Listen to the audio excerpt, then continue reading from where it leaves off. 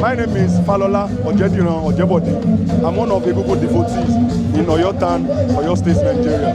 So when we are talking about Egungun, you can say Egungun is one of the orishas of our ancestors. That is the orisha designated to remember our leaders, our headers, the gone ancestors in Yoruba land. So and when we are talking about the importance of Egungun Festival, Egungun, we can classify the importance of Egungun Festival into three things: for entertainment, for spiritual purpose, and for development of the city. When we're talking about the entertainment, let's say if everybody is not really enjoying the atmosphere, they can bring Egungun out with drummers. So when they drum and Egungun dances, it entertains people, people rejoices, people get happy when it gets to that. But when you're talking about the spiritual purpose of the Egungun Festival or Egungun offerings, so we make offerings to Egungun for Egungun to carry away, to ward off the evils and the bad deeds in the society.